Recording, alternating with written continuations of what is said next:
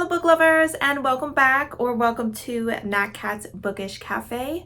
Today I will be going through my mid-month wrap-up for the month of February. So I started this in January and I kind of explained a little bit of why I was changing things a little bit. So I'll go ahead and link that January part 1 wrap up here and I'll put it down below as well. Pretty much I decided to split up my monthly wrap ups in hopes that the video would be a little bit shorter.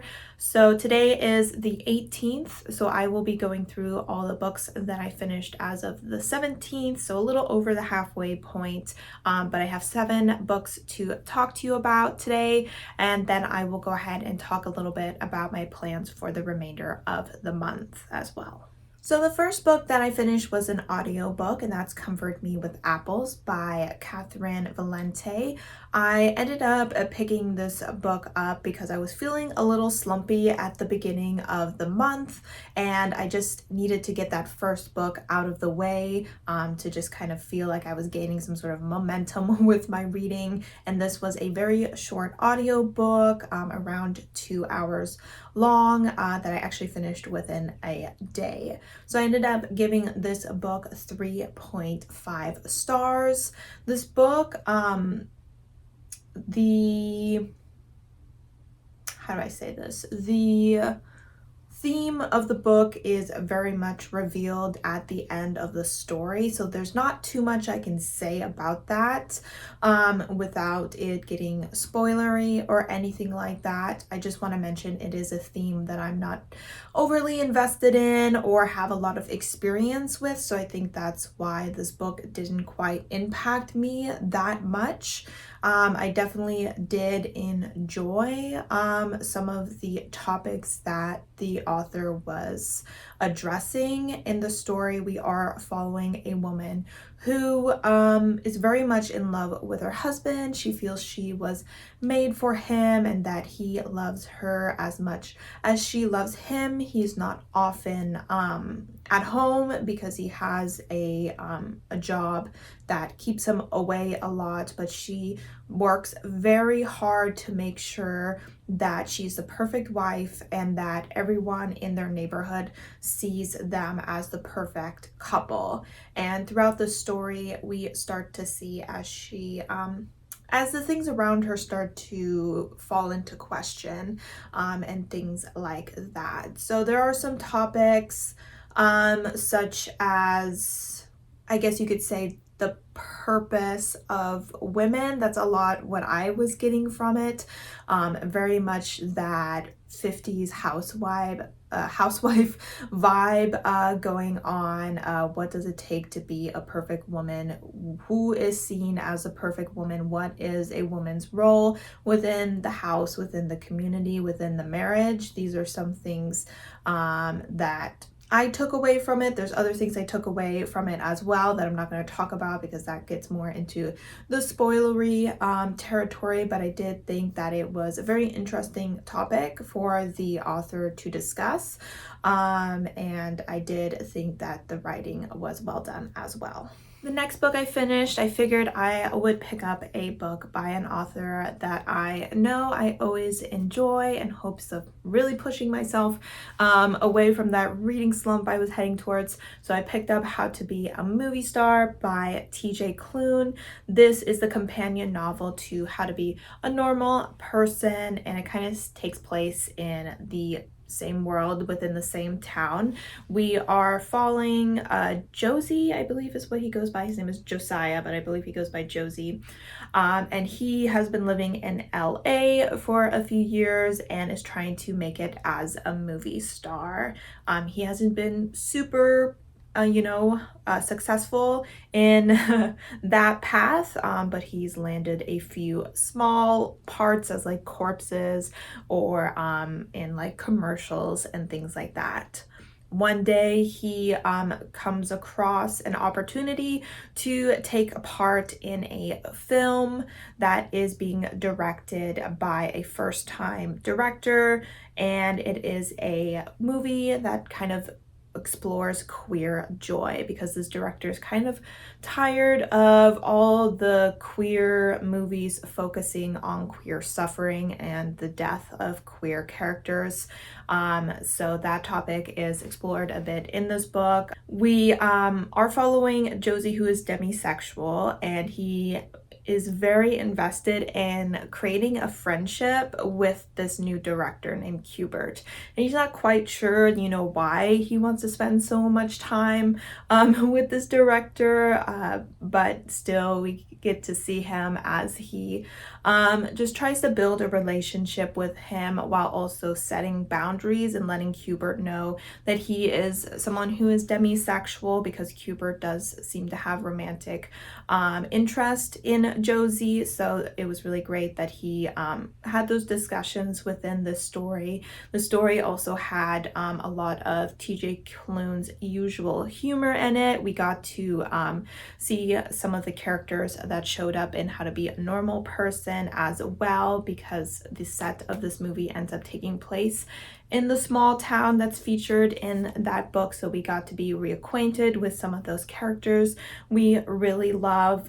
We got to see, the usual strong friendships, as well as different ways for romantic partners to be together, because one of the main characters in this, the first book, is asexual. So, we get to see what it's like to be in a romantic relationship where sex isn't like a huge part of it or anything. So I do enjoy reading books like that, being on the A spectrum myself.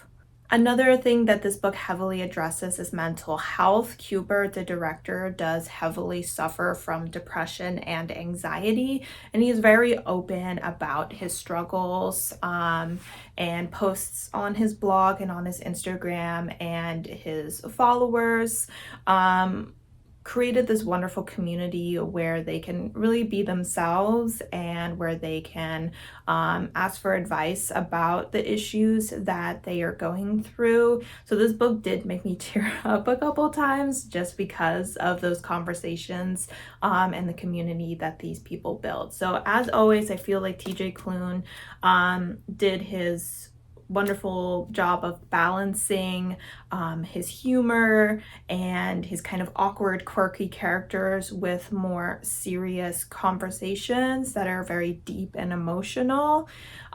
We also have, his usual kind of found family aspects in here, because we have a strong group of friends and a very tight-knit community as well. So just a wonderful, fun read. And I think I forgot to mention I gave this book 4 stars. The next book I finished was for a read-along that I'm doing with the BookStara group. This is hosted by Danielle at BookStara, Paige from Pages with Paige, and Amy from A-Star Reader. Or A-Star Reads, and I will go ahead and link them all down. This is a novella. Did I already mention what it was called? It's called The Pale Dreamer by Samantha Shannon, and this is a 0.5 novella that kind of comes before the Bone season. So it was only about less than 100 pages long, and in this we are following Paige after she first joins the, what are they called, like the 7 senses or something along that line. Sorry, I'm still getting used to this world and everything, but pretty much she is just joining this group and trying to prove herself, and a case comes up involving a poltergeist, where she has the opportunity to do so. I'm not going to talk too much about it because it's like a novella, so it's kind of hard to talk about it without spoiling anything. But I ended up giving this story 3 stars. I thought it was a decent time. I really enjoyed the amount of world building that the author was able to put in here. The characters I wasn't overly attached to. Sometimes with prequels, I feel like it's almost better to read them after you have read at least the first book of the series, because then you at least have an attachment to those characters already, and are very interested in what their life was before that story. But I personally didn't have much of a connection to the characters, and I did struggle a little bit with Paige's somewhat reckless behavior throughout the story. But overall, like I said, I really enjoyed the world building, and it really gave me a taste of kind of what to expect going into this series. Because I have to admit, I was not expecting ghosts. I mean, I guess I've heard that she's a clairvoyant, but somehow I didn't put two and two together. So I was like, there's ghosts in this story. But you know, that's something else I struggled with a little bit, and I think I mentioned this in my Goodreads review. I don't have a lot of experience with ghosts outside of like very cartoonish situations. I'm talking like Casper the Ghost or the Haunted Mansion with Eddie Murphy kind of situations. So whenever ghosts are involved, it seems a little bit kitschy to me, which just kind of seemed to reduce the maturity of the story a little bit. But you know, I'm sure as the story moves along and everything, I'll get more used to the presence of ghosts being a more serious matter. Next, we have my highest rated book of the month so far, and that is A Prayer for the Crown Shy by Becky Chambers. This is the second book to Song of the Wild Built. And I listened to this as an audio book. I gave this 4.5 stars. I would say, I believe I enjoyed this one a little bit more than the first book, but when it came to my reading experience of this book compared to book one, it's very different because I was feeling very exhausted at this point in the month. And so when I read this book, I was not paying as close attention to the deeper meaning of the story and was rather just kind of enjoying the ride, enjoying the characters, enjoying their journey, and it just made it a very relaxing and enjoyable experience for me. In the story, we're still following Bex, the monk, and I'm sorry if I forget their name now, and Mosscap, the robot, and they are now known by the world to exist and are going around from town to town, just allowing Mosscap to meet with humans and to ask their question of, you know, what do humans need? I really enjoyed getting to expand on the world and seeing different types of villages. I liked watching the two characters' relationship continue to grow. I also liked that we got to meet, I'm gonna look up their name because it's gonna annoy me that I don't know it. It's Dex, not Bax. I was like, that name doesn't sound right. Dex. So I really enjoyed that we got to see Dex's family. That was actually one of my favorite scenes of the entire book. It just like brought this huge grin to my face and was exactly what I needed. Once again, I really enjoyed Becky Chambers' writing, and I thought that the ending was very satisfying as well. The next book I finished is Heaven Official's Blessing, Volume 2 by Mo Xiang Tong Shui. And this is just a continuation, obviously from volume 1. We are following Shilon, and Shilon is a prince that had ascended to the heavens about 800 years ago, and then later became a god of misfortune and fell and risen to the heavens again, or rose again to the heavens, and then fell again and has now since ascended for the third time. So he is very much seen as kind of like a laughingstock of the gods and everything. He's seen as rather weak because he doesn't have full powers because of how many times he has fallen. However, he is he just keeps going. I mean, I don't really know what to say. The guy don't quit. And so once again, we have him being sent on some errands, on some missions, and of course coming along, let's see, what's his name? His name is Hao Cheng, but he prefers to go by another name. Sanlong. Sanlong is the name that he prefers to go to by. And so or of course, once again, they cross paths and get to deepen their relationship a little bit. This book has started the process of flashbacks to when Shilon was still alive and a young prince. And at the end of this book, it ends with him having ascended for the first time. So this book had a lot of backstory going on in it, and I believe volume 3 will have continue on with that backstory a bit more. With these books, they were initially written like as an online novel, and so the way that they have combined them sometimes is a little bit random.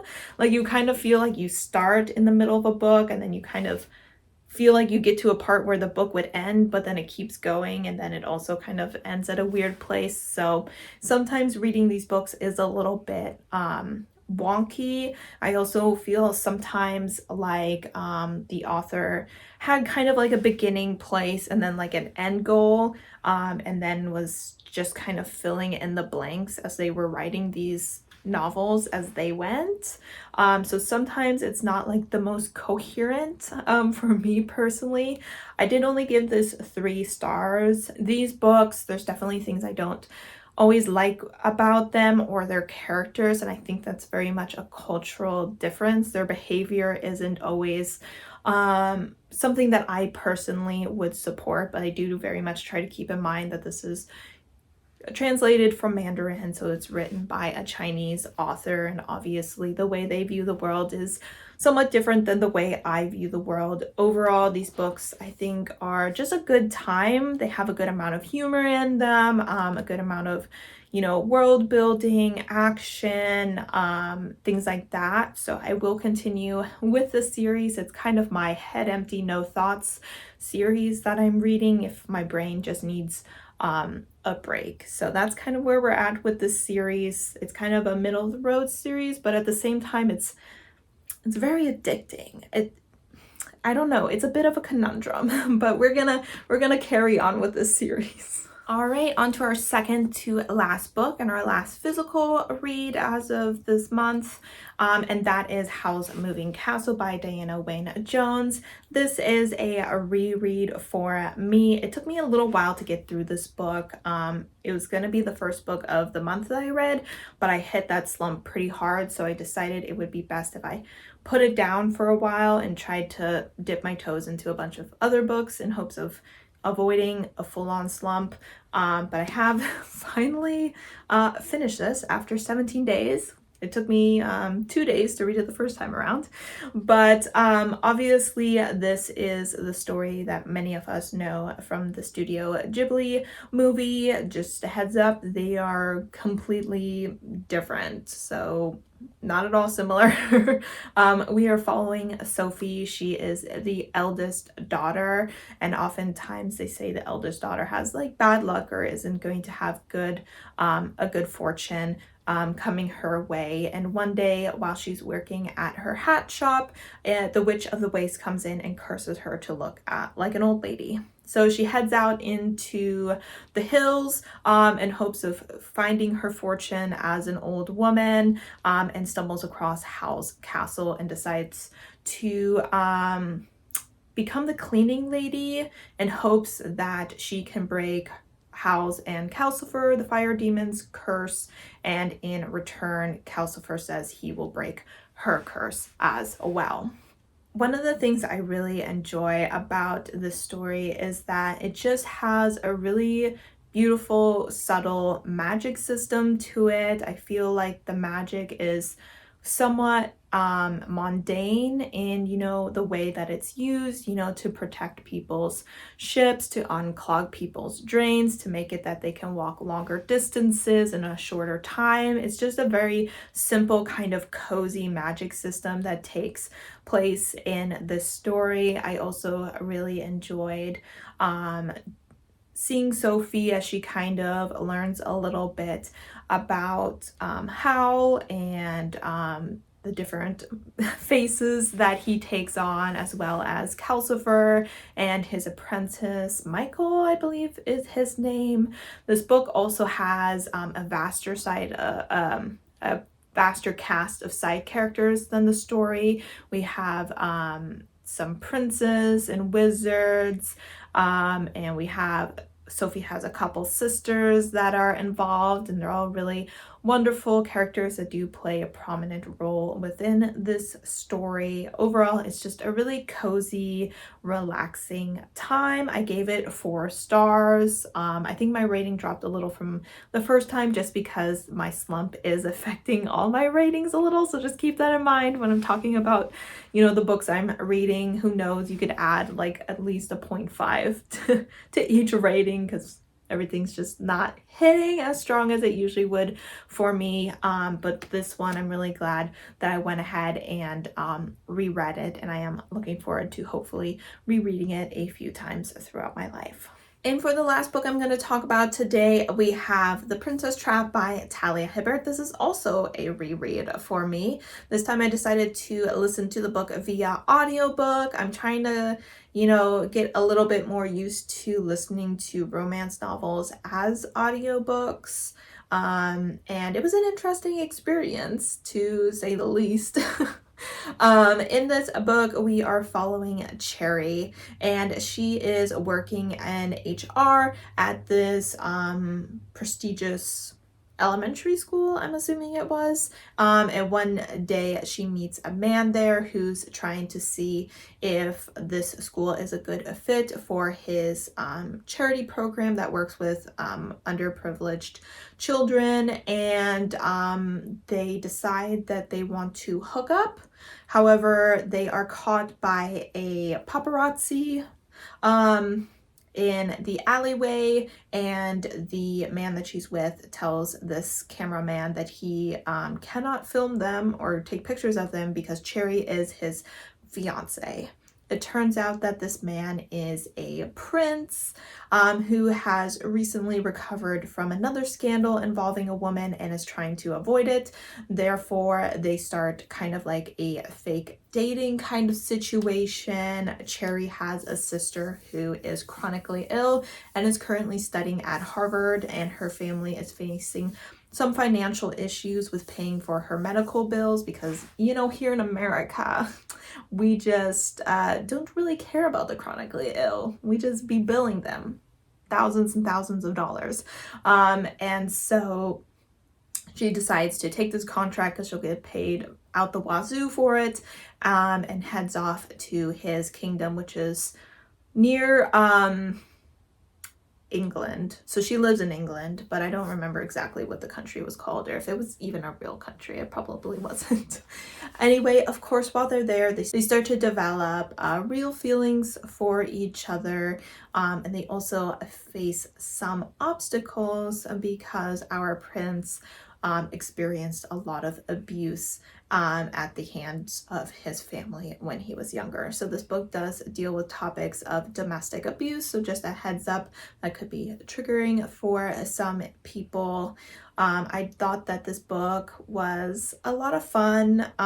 It was very sweet. It was very steamy as well. Our character Cherry is a very strong, independent woman who very much values her ability to kind of, I don't want to say manipulate people, but to very much control the image that those around her get to see. And so watching her kind of open up to our prince, whose name I do not remember, unfortunately.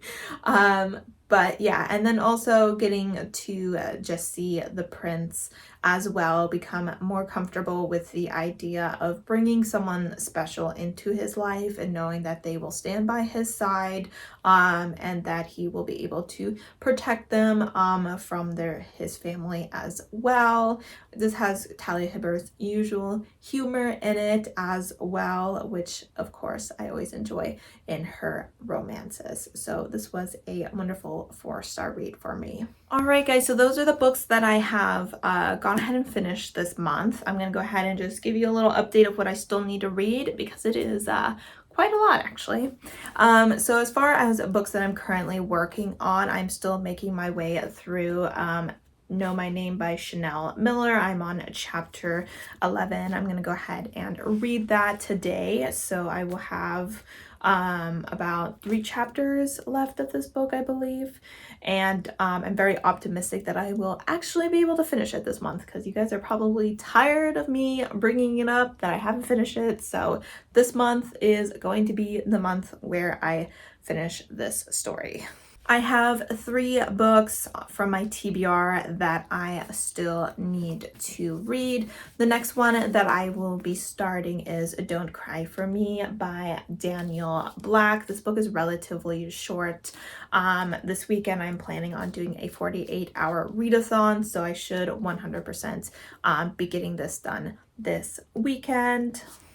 After that, I am hoping to read The Last Sun by K.D. Edwards. This is a reread. I'm doing a ton of rereads this month for some reason, but it's just the way that it worked out.